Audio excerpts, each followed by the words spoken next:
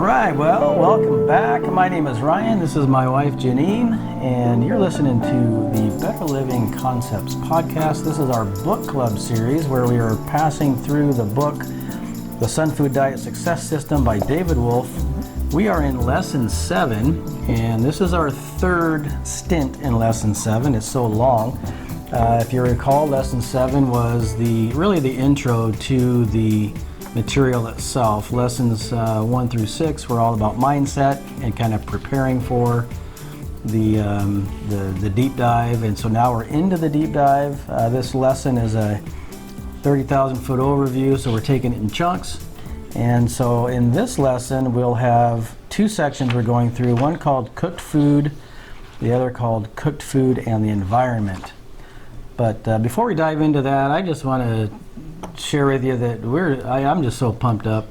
Yeah. We just came off a great weekend, 3 days immersive training, learning how to build our wealth and some other elements thereof.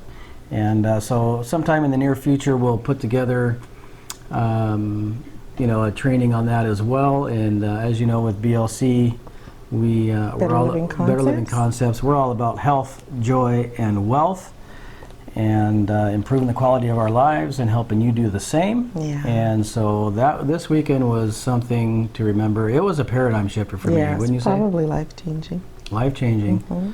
Total paradigm shift. Good information. Took me in a whole new direction. Awesome. So without further ado, let's jump into the Sunfood Diet Success System by David Wolfe, Lesson 7, and we're going to talk about cooked food. After many years of careful study and investigation on the subject, I'm convinced that the great change which came over humankind occurred when humans took the power of fire into their own hands and began experimenting with eating cooked food. Exactly when and where humans acquired fire is truly a mystery. Fire allowed early humans to begin to control their environment and spread out into more inhospitable places. Those with fire eventually overcame or passed it along to those without it.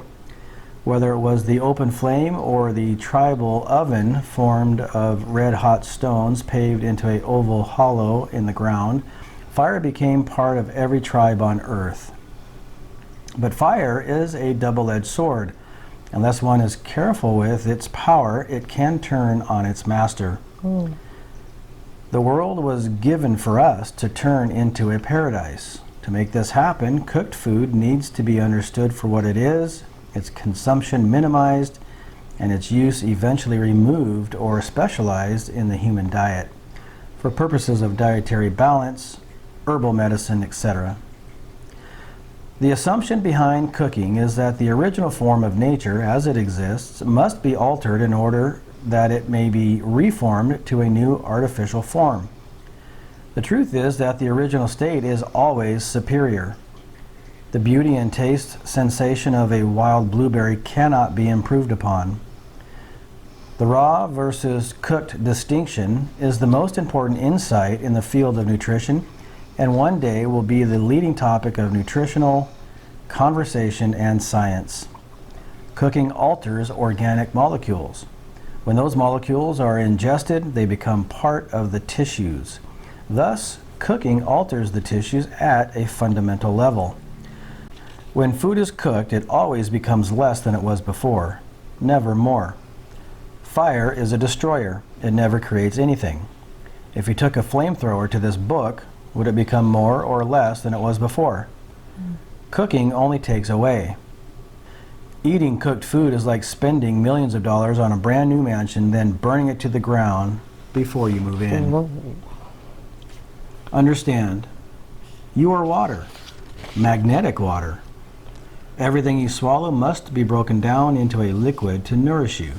The first things to go with cooking is the water. Cooked food is dense. It leaves a toxic ash or residue in the body after it has been processed as fuel. Over years and decades, this debris accumulates in the form of mucus and is deposited throughout the tissues. Eventually, the toxins reach a crisis level and clog and poison the system, leading to heart attacks, strokes, and cancer. Many illnesses arise out of the toxic residues left by cooked foods. One of the primary ways your body experiences the world around you is by the food you eat. What does the body sense when one puts a charred piece of animal flesh inside of it? The body feels death, pain, fire, and destruction. A cooked seed will not grow. Cooked food has no life force energy. Cooked food has a lower spiritual energy. People on a standard cooked food diet go through life in a weakened condition with their vitality much below par, but they are not aware of this because they have never known anything different. They have no reason to believe their vitality and health are not what they should be. They cannot miss what they never had. People are falling day by day to weaker levels, while believing they are attaining a high standard of living. Eating cooked and processed foods makes one groggy, affects moods, lowers one's level of awareness, and interferes with the body's optimal vitality. A poor diet results in toxic residues that have a long-range effect on longevity. The nutritional properties of foods are degraded by the process of cooking. Heating converts foods into foreign substances, some of which harmful. Just like chemical tobacco smoke or boiled brewed alcohol, these substances have no connection with the body's natural needs. Cooked food is addictive. There really is no softer way to phrase it. An addiction is a desire for a substance that has no connection with the true needs of the body. Certain cooked food behaviors have all the marks of a physiochemical addiction. This is a strong statement, but I think as you experiment with eating more and more raw plant foods, you will find an interesting truth in it. People are not truly attached to many of the cooked foods they eat. They eat them for flavor or fun. I have found with most people that there are usually 5 or 6 cooked foods that they are actually addicted to and have trouble releasing. These usually include bread, baked potatoes, coffee, potato chips, corn chips, tofu, candy, cooked chocolate, cigarettes, not a true food, and or fish. Typically, these foods are attached to emotional anchors. When these foods are removed, emotional feelings come up to be detoxified out of the body. One may feel uncomfortable for the moment as these feelings are released, but feel much better in the long term.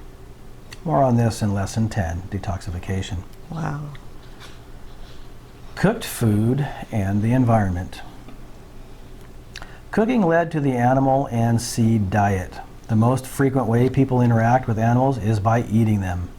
The most frequent way people interact with seeds is by eating them. The animal and cooked seed diet led to grain farming, which is stripping the fertile earth of its minerals. Grain crops are collected, processed, cooked, fed to animals, or eaten, and eliminated into the sewers and waterways of civilization.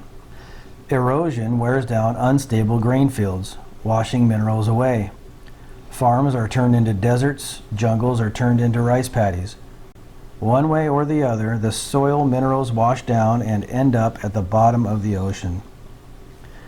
Eating raw fruits and vegetables radically improves the mineralization of the earth as it encourages the planting of trees. Trees reach down 20 or 30 feet, sometimes much farther.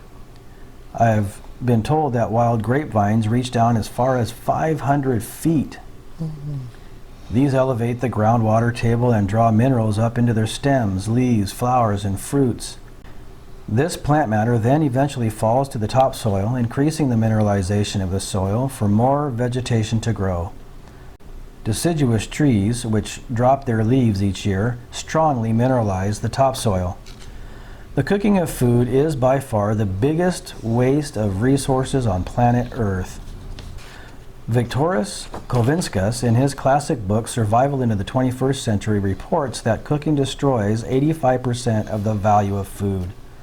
When I first realized this, I was staggered, but I did not understand the full implication of this fact.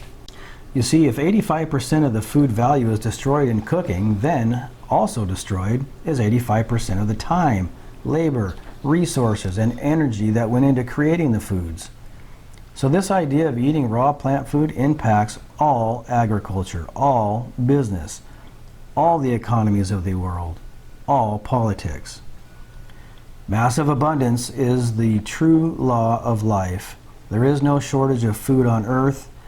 I know a date farmer friend who informed me that the most vigorous date palms yield over 600 pounds per tree per year. One date palm planted at birth could supply a person with practically their entire lifetime supply of food. Probably everyone would agree that eating only dates would not be ideal, but it does give us an idea of how much food can come from just one tree. There is an infinite amount of food on this planet. When I was a student at the University of San Diego, I had a job in customer service at the campus bookstore. One day, a nun came up to my counter and we began talking. She described her recent trip to Haiti. Apparently, each year she had been spending at least 3 months in Haiti helping the impoverished children. She told me that Haiti had been deforested decades before. I asked her how that happened, expecting the answer to be overgrazing or too much wood demand for building homes and shelters. Actually, neither was the case. She told me that Haiti had been deforested because the wood was being used for cooking. Most people who lived in first world countries with gas stoves and electrical ovens have no idea that the other 90% of the planet is cooking with wood. Cooking is a major reason for deforestation. In Africa, the tropical forests of the mountain gorilla are being cut and cleared for cooking wood. Similar tragedies are happening on nearly every continent. In third world countries, the cooking of food exposes people to the hazards of inhaling wood smoke or emissions from biomass fuels such as cattle chips. Emissions from wood and biomass fuels are major sources of air pollution in the home and are the #1 source of air pollution outside the home, even eclipsing fossil fuels. Studies have shown that cooks inhale more smoke and pollutants than the inhabitants of the dirtiest cities. Wow. You know, we were just talking about a paradigm shift that we had this weekend. Yeah. But just reading these 4 pages, that's a paradigm shift. Yeah. Wow. Talk to me. Well, why don't you start with what your thoughts are in terms of a paradigm shift for you? Well, you know, I mean, when you realize the true numbers, the true statistics,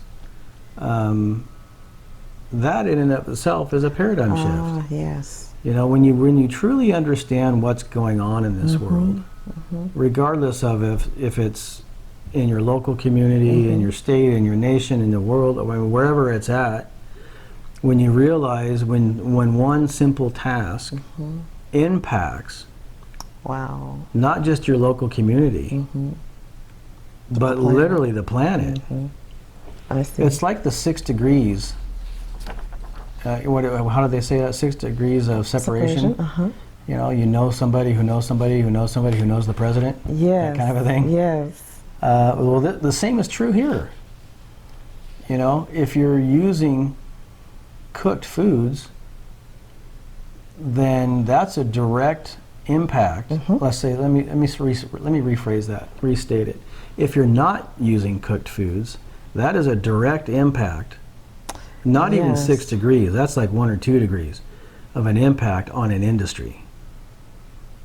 And if there was no demand for it, they wouldn't do it. Yeah. So it's interesting that he starts it out by talking about fire. Yeah. Right? And his theories on how humans acquired fire, truly a mystery. So he's convinced that that was the great change that came over humankind. And I thought this was an interesting phrase. The world was given for us to turn into a paradise. To make this happen, cooked food needs to be understood for what it is.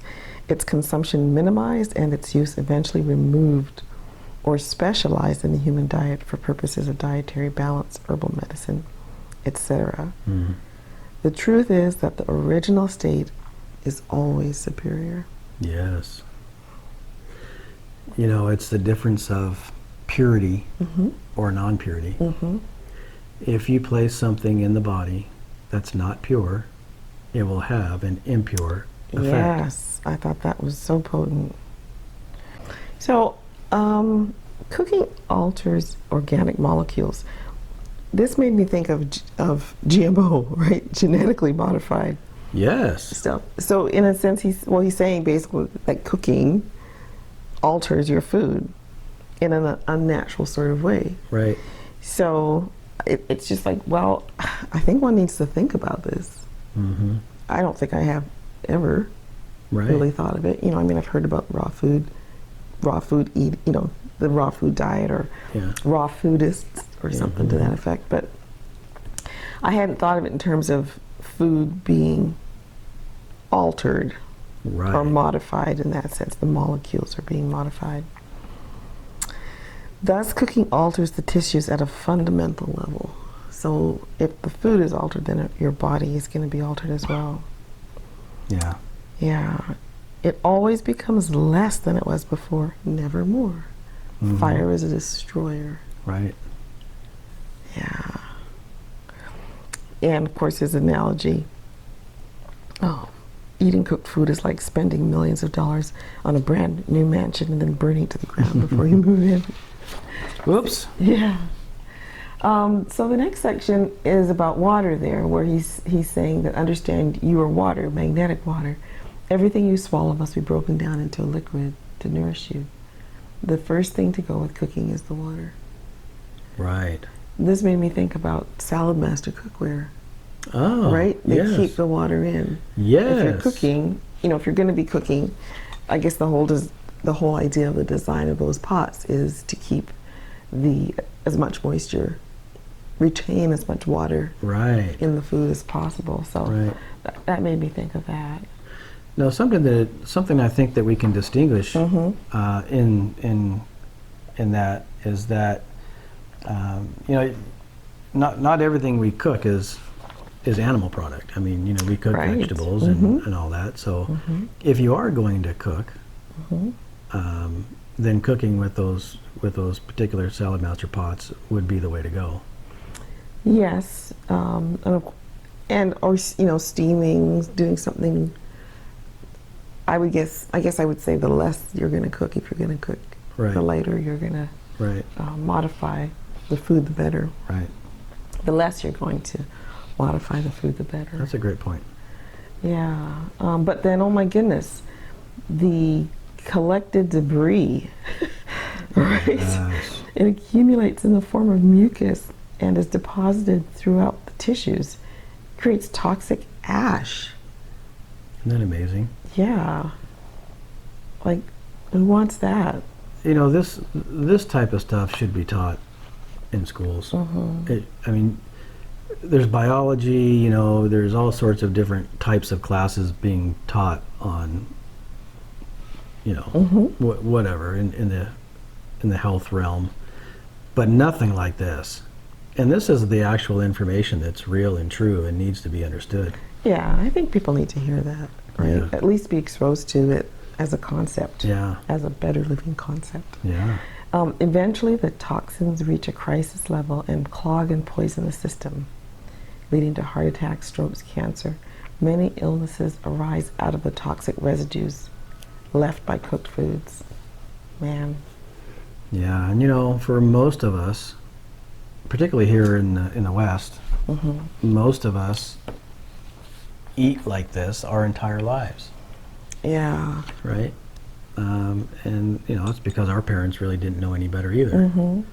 And when you eat that way your entire life, that's why we're seeing the trends over the last couple of decades where cancer and diabetes and obesity and all of those sorts of trends have increased dramatically because our cooking of our food, and particularly animal products, has increased dramatically. You think so? Yeah.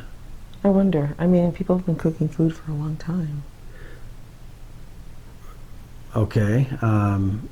In fact, it seems that maybe even less people are cooking now, since there's so much more health awareness. I don't know. I don't know what the statistics are. Yeah, I suspect that we have been. I'm pretty sure I've read this before. That There's actual more cooking going on. That's why you see, in the cattle industry and things like that, their numbers are going up in terms of the amount of product that they're putting out. Now, granted, there are other organizations trying to come out with non-meat substitutes, but they're not really getting that much traction. So one of the primary ways your body experiences the world around you is by the food you eat. I thought this was kind of a key paragraph actually in this whole section. I agree. What does the body sense when one puts a charred piece of animal flesh inside it? The body feels death, pain, fire, destruction. This made me think of hearing recently that many areas are, say, outlawing boiling lobster. Interesting. Because lobster actually feel pain. And so that as a practice, is being, well, to some degree done away with. But that's, for some reason, that made me think of that. The body feels death, pain, fire, destruction. The whole idea of cooking, putting the heat, putting the fire to something, I guess it is kind of, to some degree, kind of grim. Yeah. So. And of course, when you put that in your body, it would make sense that that's what your body is experiencing. Yeah. So. And conversely, when you put in something natural and pure and raw, your body is going to experience something very vibrant. Yes. Exactly. I would say probably the closer you can get it to the connected state, right? So if we've got basil out there in our garden, so the basil that is snipped and eaten, right away is probably going to have more vitality than the dried basil that's been sitting in a little jar in the spice cupboard for a year or whatever, right? Precisely. A cooked seed will not grow. Cooked food has no life force energy. Cooked food has a lower spiritual energy. That's interesting. People on a standard cooked food diet go through life in a weakened condition with their vitality much below par. I thought that was interesting. They cannot miss what they never had. Yeah. Cooked food makes one groggy, affects moods, lowers one's level of awareness, and interferes with the body's optimal vitality. A poor diet results in toxic residues that have a long-term effect on longevity. And then heating converts foods into foreign substances, just like chemical tobacco smoke or brewed alcohol. These substances have no connection with the body's natural needs. For some reason, I thought the word that came to my mind was bliss. Like these are bliss destroyers, right? They would have to be because the natural vibrant state would be one more of bliss. And addiction is a desire for a substance that has no connection with the true needs of the body. I thought that was impactful. Yeah. So it's that's kind of a paradigm shifter in the area of addiction. Yes. Right? Yes. I mean, obviously, so often over the years, everybody's known somebody's been addicted to stuff, but this is a completely different way of thinking about addiction. Yeah. And realizing that really the vast majority of us are addicted in some way. That's what he's saying, to foods like particularly bread, baked potatoes, coffee, potato chips, corn chips, tofu. And the fact that we're not shamed because of it. When you think of somebody who's a drug addict, they oftentimes are judged and are shamed and whatever from a community that is looking to thrive and what have you. But the reality is that we all have addictions. When these foods are removed, so typically these foods are attached to emotional anchors. One may feel uncomfortable for the moment as these feelings are released, but feel much better in the long term. And that statement caught me too. That kind of harkens back to one of the mindset chapters. I don't recall which one it was, but he talks about, you know, things that are anchors in our past, and you know, figuring out what they are, going back and pulling them up by the roots. So we just need to get rid of those anchors. Yes. And a lot of those anchors will be tied to our addictions. I thought this was really sad. Okay, so cooked food and the environment, the most frequent way people interact with animals is by eating them. Isn't that sad? It still makes me think of that little video with that little girl who says, Oh, I don't eat animals. I don't eat animals. I don't want to eat animals. Yeah. It was, I mean, that's still actually impacting us, Yeah, right? We think about that quite a bit. yeah. But that's really kind of sad that the most frequent way people interact with animals is by eating them, Yeah, and with seeds as well. yeah, and it's, you know, the fact is that people don't consider when they eat the breast of chicken or the T-bone steak or whatever, they're not, they don't think of it as interacting with an animal. No. You know, as far as they're concerned, hey, this is just food. You know, it's been classified as food. You know, it's funny because I remember one of my earliest memories as a child was my grandmother, was when I realized that the chicken that we were eating was the same chicken that were running around in my grandma's backyard. Yeah. And I didn't want to eat it. Like, it took a lot for them to get me to eat the chicken. Wow. Right? Because I had interacted with this chicken. While it was alive. Yeah. Right? It was, and I had not made the connection. I'm talking pretty young, probably, you know, 3 years old. So, So did you happen to witness them? yes. Yeah. Chopping the head off. Wow. Tying it up, yeah. So it was pretty traumatic for me.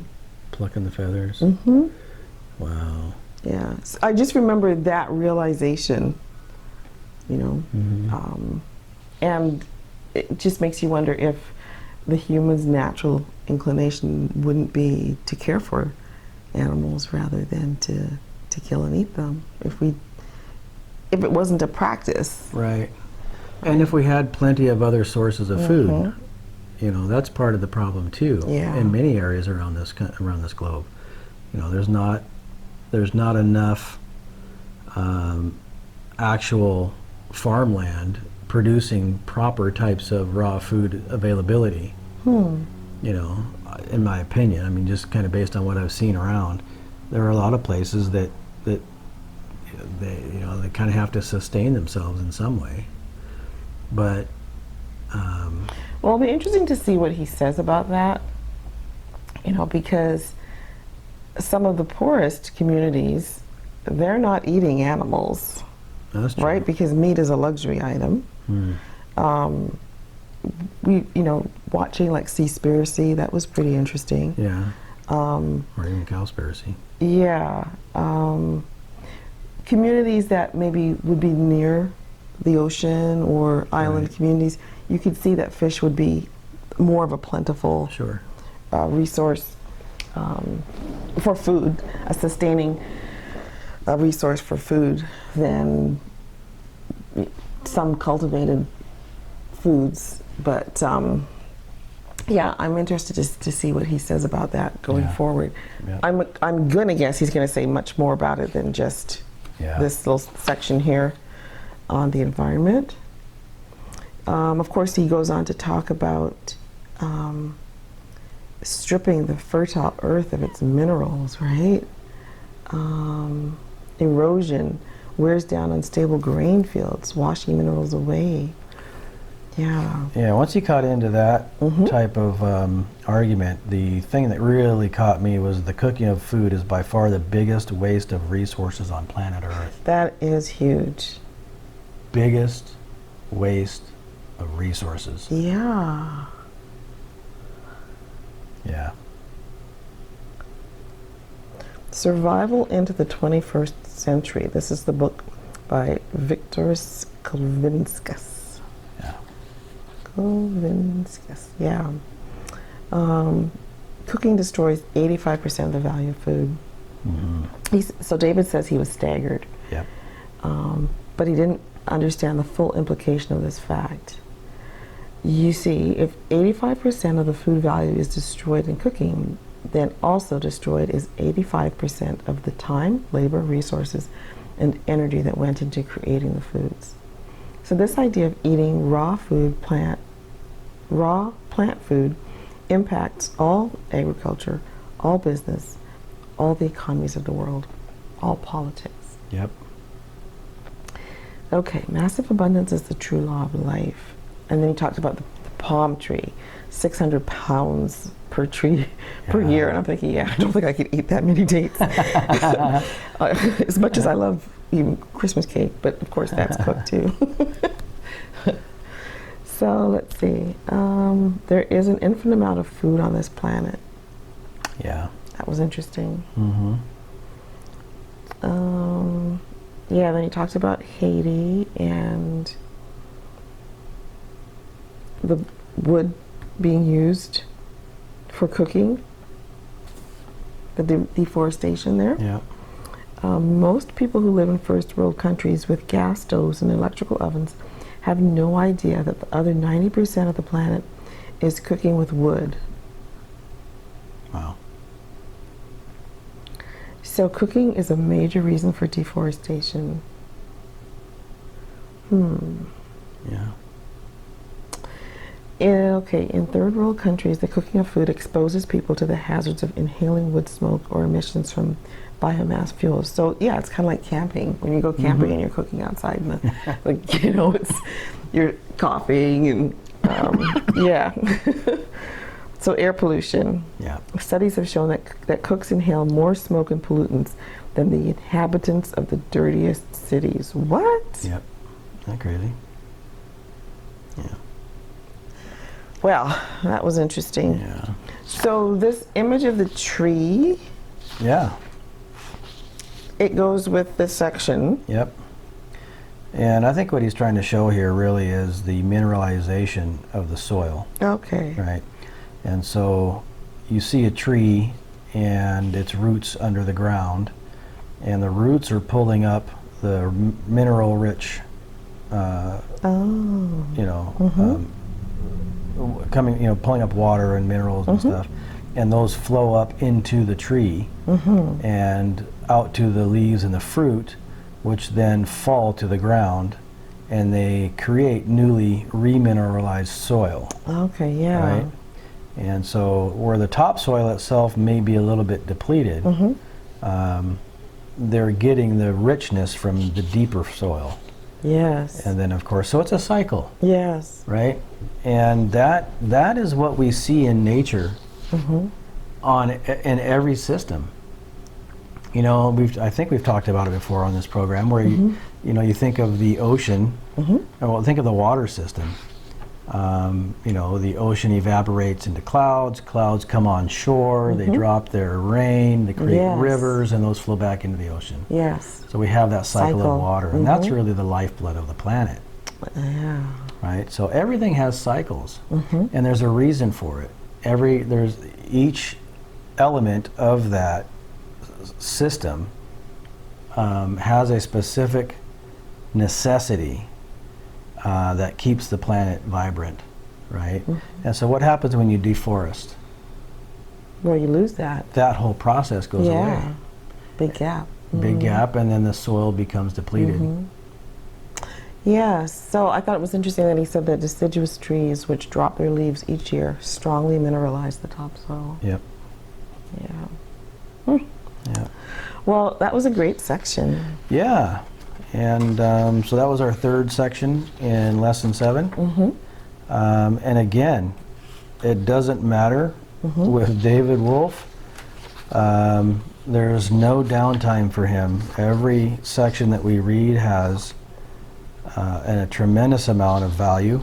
Yes. And so that's something that I have appreciated so far in this process of reading this book, and just really enjoying it. Well, I'm glad you've broken it down into these sections, because it helps me to remember more. Yeah. rather than all at once. So Yeah, it would be challenging to try to read this whole lesson and, Yeah. and really talk about it in Mhm. depth and get some good yeah.